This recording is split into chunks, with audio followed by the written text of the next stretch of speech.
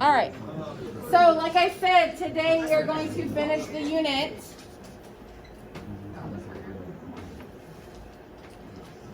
So today we're going to finish the unit. So we're going to talk about percent yield. That's the last thing we need to do for this unit. So then tomorrow and Friday we will start doing test review. So we'll go back and review everything. Monday we'll probably get your quizzes back. We'll go over the quizzes. And then Tuesday is your test. Okay? So make sure you have everything ready to go by Tuesday. So today we're going to talk about percent yield. And basically what percent yield is in a chemistry lab, so we should be doing more labs than we are, but, you know, Corona and everything. So anyway, if you take a higher level chemistry, so if any of you take AP chemistry, or in college, if you take any type of chemistry class in college, then you will have a higher, more activity in the lab. You'll have more experience in the lab because you're going to go do more stuff in the lab. Okay. So in the lab, what you're going to be doing is you're actually going to be doing these reactions. Okay, so you're going to do a reaction, you're going to get some kind of product, some amount of product. What percent yield is, what it tells you is how close you were to coming to a amount of your product that you should have gotten. So what you're going to end up doing is you're going to end up calculating what is called a theoretical yield. That is what you should have gotten based on the reaction that you're doing and based on the amount that you started with. This is the amount of product that you should have gotten. Okay, so that is your theoretical yield. But in a regular chemistry lab, in your lab, in the real world, it is not always going to happen that way. You're not always going to get what you should get because mistakes are made, whether they're your fault or not. Okay, different things are happening, and it's not a perfect world. So what a percent yield is basically how close were you to getting the theoretical yield? How close were you to getting what you should have gotten when you did this reaction? So that's what we're going to talk about today. So this PowerPoint has a lot of words, so do not write all these words down because it doesn't matter because this is a hypothetical situation. So just listen to what I'm saying, and I will tell you when you need to start writing stuff down. So hypothetically, let's say that you want to play on the basketball team, okay? And according to the coach of the basketball team, you have to be efficient enough with your free throws to be able to get onto the team. And his definition of efficient is at least 60%. So you have to make at least 60% of your free throws in order to be on the basketball team and to play basketball, okay? So let's say that you try and you go up to the free throw line and you shoot the basketball 75 times. Of those 75 times, 49 you made the basket. So you made 49 shots out of a possible 75. So let's calculate your efficiency, or let's calculate your percent yield of this situation. So what you're going to do is you're going to take the number of attempts that you made, so what you did in actual real life, divided by how much you should have gotten, or how many times you did it. So this is what you actually got, divided by what you should have gotten. In a perfect world situation, you made all of your free throws. Okay? So usually what it is your smaller number divided by your bigger number. And then because we're talking about percent yields, we want a percent number. In order to turn any number into a percent, you just multiply it by 100. So again, this says times 100%, but we're not multiplying by 100%, we're just multiplying by 100 to turn the number into a percent. Okay? So this is percent yield. This situation tells us that we are 65% efficient. So in this situation, yes, we make the basketball team and we're good. Okay? In our chemistry application, this tells us that we were 65% efficient. We were more than halfway there, but we're not all the way there. So we're not that good, according to chemistry. Okay? Because we want this number to be as close to 100 as possible. Okay? We want to be as efficient as possible. All right, so a bunch of other words, so don't write this down, just listen. So again, just unlike in life, nothing in the lab is perfect. So there could be many things that happen in the lab that are either your fault or not your fault, that is going to prevent you from getting 100% of the amount that you should have gotten. So either, you were walking with your product to the balance to go weigh it, and on your way there, you bumped into something and you dropped some. That's fine, it happens. Or let's say that you were in the middle of your reaction, and for some reason, your hot plate just stopped working. And so your reaction wasn't able to go to completion because you didn't have it at a high enough temperature. That would affect your results. Or let's say someone behind you bumped into you and made you drop it. Whatever the case is, there are multiple different things that are happening in the real world that are going to prevent you from getting that 100% yield. So in your lab class, in your chemistry lab class, what you would have to do is you would have to calculate the percent yield, get your number, and then you'd have to write out why that number is the way it is. So why, if you got a low number, why is that number low? Did you drop half of your product on your way to weigh it, and so half of it went down was useless? Or, did you get a pretty close number, and so everything was great, I didn't really mess up? It doesn't matter. You'd have to write out either what you did wrong or what you did not wrong, whatever. Okay? So that's percent yield. So what I do want you to write down is I want you to write this down. Okay? So you need to know what theoretical yield is. You do need to know what actual or experimental yield is, and you need to finally know what percent yield is. So you need to know what these things are, and then also you need to know how to calculate them. All right? So if you want to, you can put these notes with your limiting reactant notes from yesterday if you have room. Just make sure you're numbering the notes from yesterday as number 5, these notes are number 7. So you can put them on the same page if you want to, or if you want to put them on 2 separate pages, that's fine too. Okay, so theoretical yield. So theoretical yield is theoretically what you should have got in a perfect world situation when you do this particular reaction. So this is what you are going to find based on your calculations. Okay? Your actual or your experimental yield, that is what you are doing in the actual real world during the actual experiment. So this is the real world situation. You are not going to get as close, you're not going to get 100%. So let me say that again. You probably won't get 100%. It could happen, but you probably won't. So this number, this year experimental yield, this will be your smaller number, and this theoretical yield, that will be your bigger number. So then percent yield is going to tell you, okay, how close were you to your theoretical yield? How close were you to the perfect situation, what you should have gotten at the end of the day? How close were you to that number? So what you would do is, you would do your actual yield, which should be your smaller number, divided by your theoretical yield, which should be your bigger number, and then you divide those and you turn it into a percent.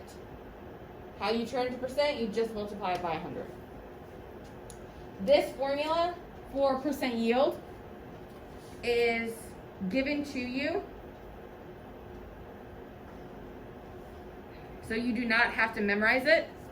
If you notice the periodic table that I have been giving you, so this is the periodic table that you've been using. This is the one that you're going to get on your test for this unit.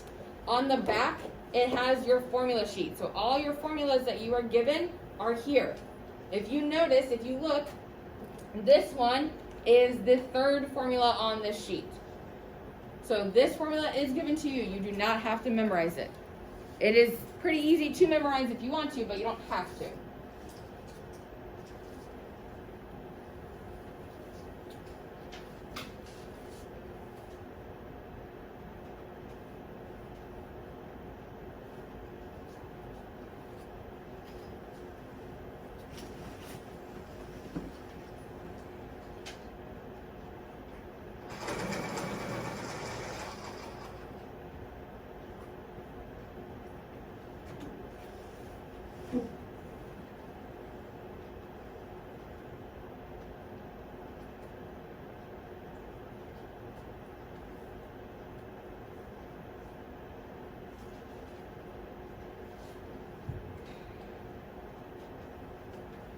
So theoretical yield is what you should have gotten in a perfect world situation. If everything went wonderful, nothing went wrong, that is what you should have gotten.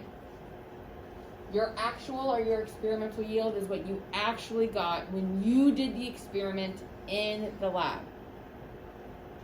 And then your percent yield is your actual yield divided by your theoretical yield times 100. So how close were you to getting that theoretical yield?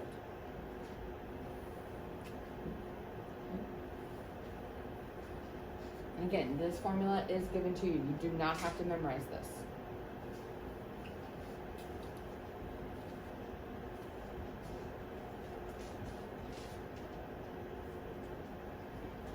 All right. So there is a thing called percent error. So depending on who your teacher is or your professor is, if you take a higher level chemistry, depending on who is teaching it to you, will depend on which one you're going to find. So for this class, for right now, we're going to focus mainly on percent yield. But there is a such thing as called percent error. They're kind of the same. They're very similar, but they're kind of different as well. So what percent yield does is it tells you your efficiency or your accuracy. So how close to the theoretical yield were you? You want this number to be as big as possible, as close to 100 as possible. So you want this number to be 100%. You want your percent error to be as small as possible. So you want this to be 0. Okay? Because percent error tells you how far off from the accepted value or how far off from the theoretical value were you. So what did you do wrong to get such a low number for your actual yield? Okay. So again, they're kind of similar. They both tell you how wrong you were.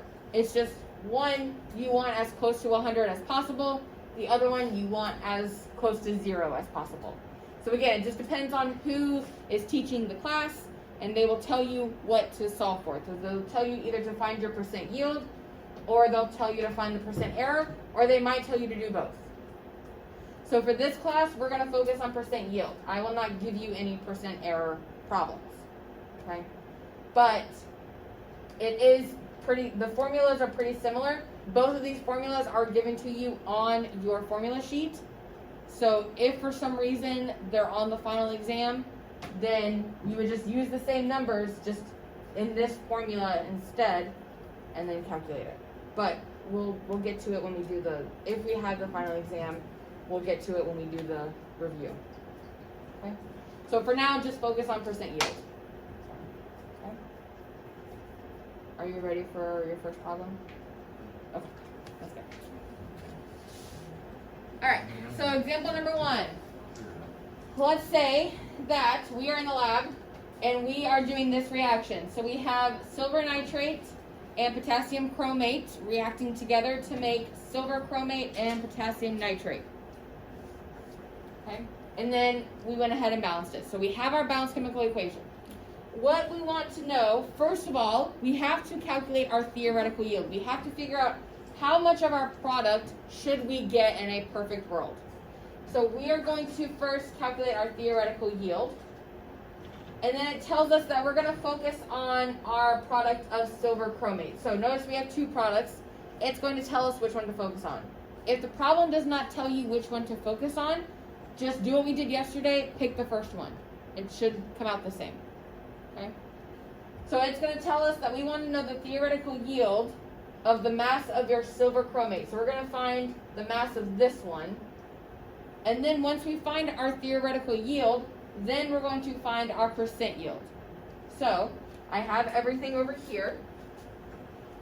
So we're going to start with our 0.5 grams of silver nitrate, which is AgNO3. And we first have to use stoichiometry to convert that grams of AgNO3 into grams of Ag2CrO4. Because we want the theoretical yield, we want the mass. So that tells us that we have to find the number of grams. We can't just stop at moles and then do the next thing. We have to go all the way to grams of the other thing. So starting with 0.5 grams of AgNO3, you have to do all of your stoichiometry. So first, you have to convert grams of AgNO3 into moles of AgNO3 by dividing by your molar mass, which I found down here. So AgNO3 is made out of 1 silver, 1 nitrogen, and 3 oxygens. All those added up come out to 170. So my 170 would be on the bottom. So I would divide by 170. And then my next step is to go from moles of AgNO3 to moles of Ag2CrO4, which is my product. In order to go from moles of one thing to moles of the other thing, I have to use a mole ratio. Where do my numbers for my mole ratio come from? Yes, very good, coefficients. So what is the big number in front of Ag2CrO4? 1, so that's why 1 is on top. And then what's the big number in front of AgNO3? The big number in front is 2, so that's why 2 is on the bottom. So now I have my moles of my product, but I have to find the grams of my product. So I have to go from moles of my product to grams of my product.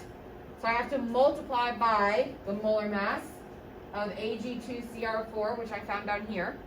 So I have now I have 2 silvers, so 2 times 108, plus 1 chromium, which is 52, plus 4 oxygens, which is, what is it, 64? No. Yeah. Is it?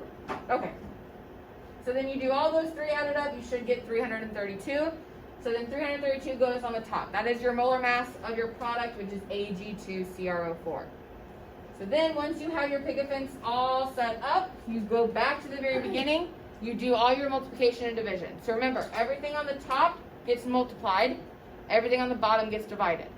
So you can either do 0.5 times 332 divided by 170 divided by 2, or you can zigzag and go 0.5 divided by 170 divided by 2 times 332.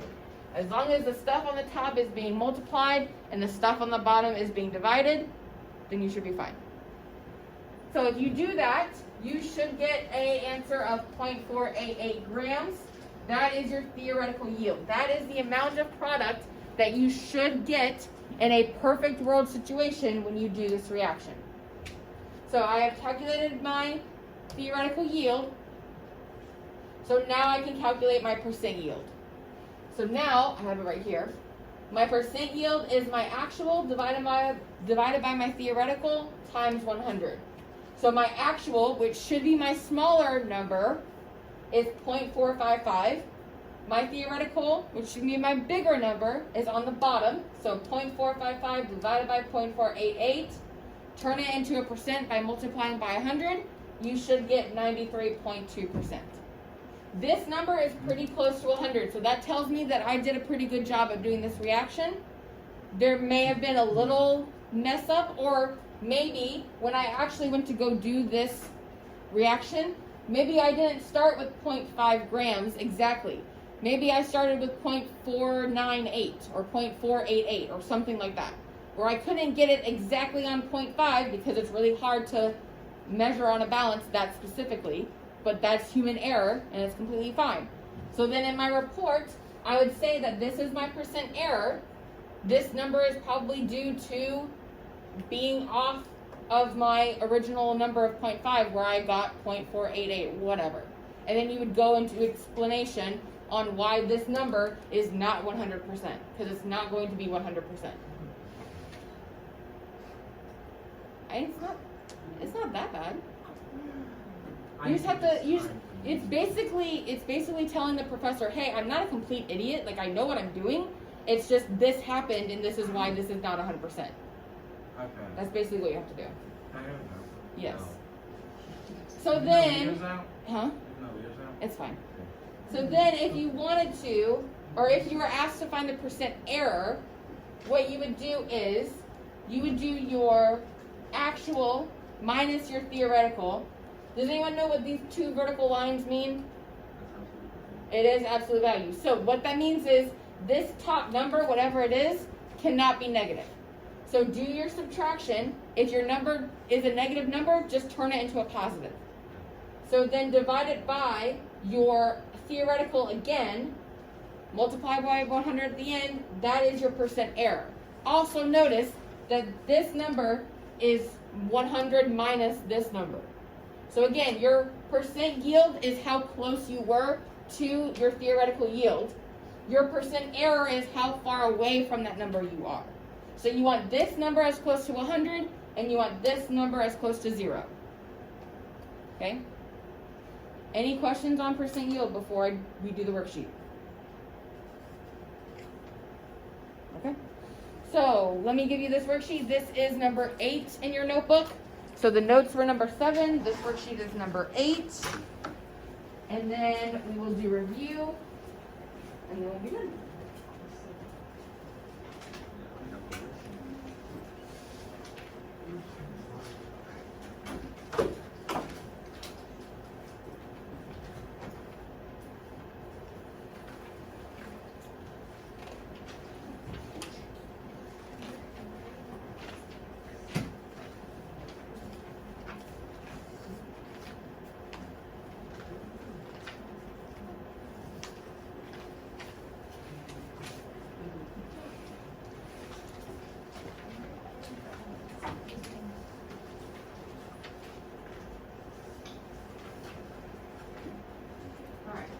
So I am going to do number 1 with you.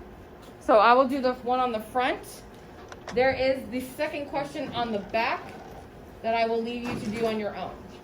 So let's do number 1 together, and then I will leave you to it. So number 1 says, zinc iodine is produced from the reaction of zinc metal and iodine gas. Determine the theoretical yield in grams of zinc iodine if 125 gram sample of zinc is used. So I will give you your balanced chemical equations for the test, just for time's sake. So what it is you are having zinc metal and iodine gas coming together to make zinc iodine. And then, do I need to do anything in order to balance that equation? No. So that's good. So then you start, your first step is to find the theoretical yield. So I want to go from 125 grams of zinc, and I want to convert that into my grams of my product. I want to see how much of my product should I be making in a perfect situation. So I want to go to whatever number of grams of ZnI2. So this equation only has one product, so I just focus on that one product. So I'm going to do this first. This is the stoichiometry that I'm going to do. So I start with my 125 grams of zinc. I draw my giant plus sign. I need to get rid of my grams of zinc first. So my grams of zinc go on the bottom. In order to go from one substance to the other, so I have to go from zinc to zinc iodine. In order to go from one thing to the other, I need to have both of those in moles. So I can't just go from grams of one thing to grams of the other. I have to convert it to moles first. So I have to go from grams of zinc to moles of zinc by finding the molar mass of zinc. So molar mass of zinc is 65. Thank you. So 65 is going to go on the bottom. So I'm going to divide by 65.